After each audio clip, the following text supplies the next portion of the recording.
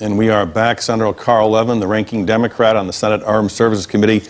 Will there be a full-blown official congressional investigation into our intelligence agencies regarding the weapons of mass destruction in Iraq?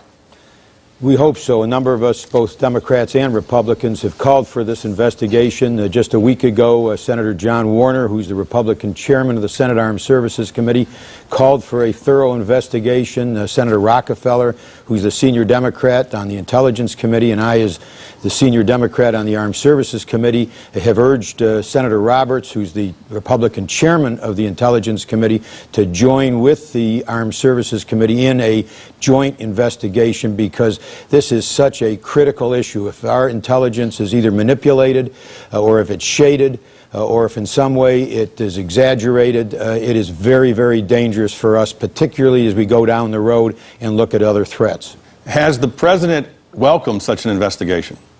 Well, we just heard on your program that his security advisor said that they would welcome a congressional, I don't know if she used the word investigation, that seems to be the whole issue here.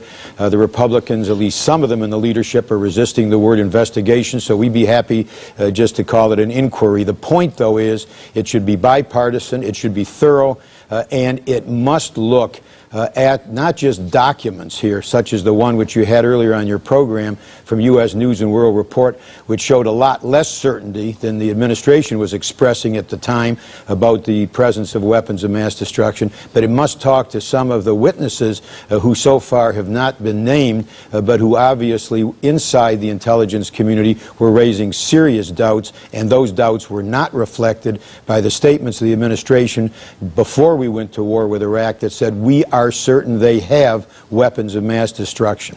Senator, do you believe that President Bush's credibility is on the line? I think that the nation's credibility is on the line as well as his. This nation has got to lead in this world. If we're going to really lead in a war against terrorists, we must have people who believe in us, who, when we say that something is true, believe that it is true. And there is real doubt now that is the case, because there's too much evidence that intelligence was shaded, that was called something which was possible, such as the presence of weapons of mass destruction, or even probable, was turned into certainty over and over and over again by the administration.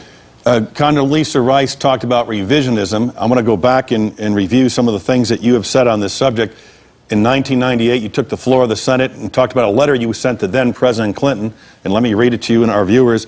I'm sending a letter to the President to express our concern over Iraq's actions and urging the President to take necessary actions, including, if appropriate, air and missile strikes on suspect Iraqi sites, to respond effectively to the threat posed by Iraq's refusal to end its weapons of mass destruction programs.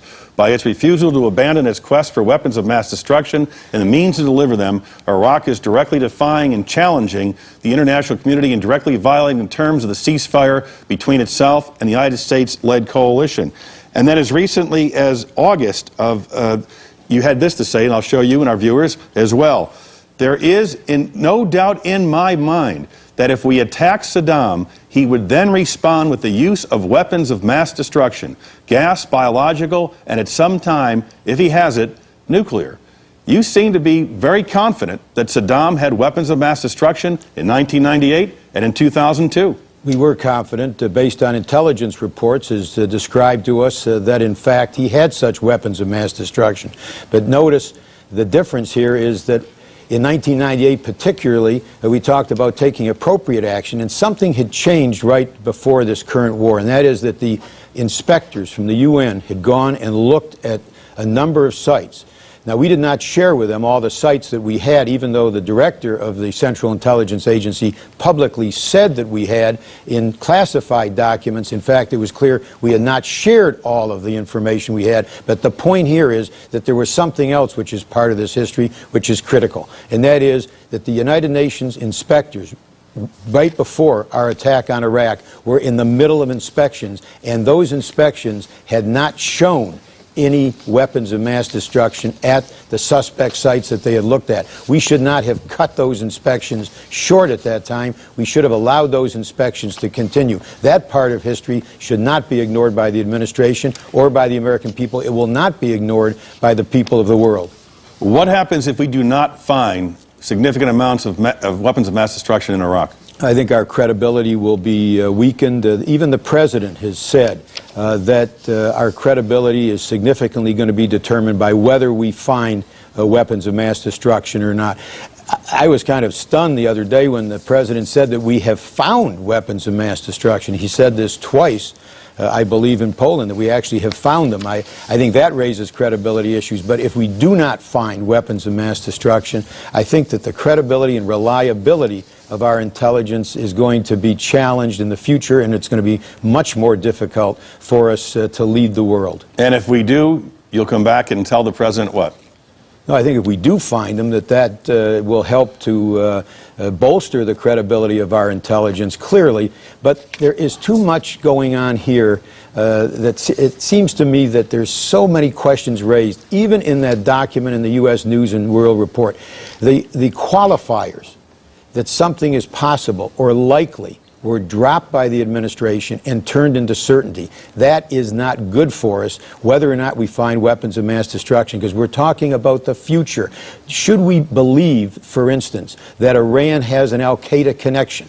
Well, we were told over and over again by this administration that there was an al-Qaeda connection with Saddam. That is very, very dubious, it seems to me, and that should be part of a congressional inquiry as to whether or not that was hyped and that was exaggerated. But in terms of currently, is there an al-Qaeda connection with Iran? And if the president says there is, it seems to me critically important that that be based on solid, credible intelligence and not be hyped, not be exaggerated. Senator Carl Levin, we thank you for your views. Thanks. Coming next, former Illinois Senator Carol Moseley Braun said she wants to be the Democratic nominee in 2004. She's next. And former First Lady, now U.S. Senator Hillary Rodham Clinton, talks to NBC's Katie Couric about the vast right-wing conspiracy. All coming up right here on Meet the Press.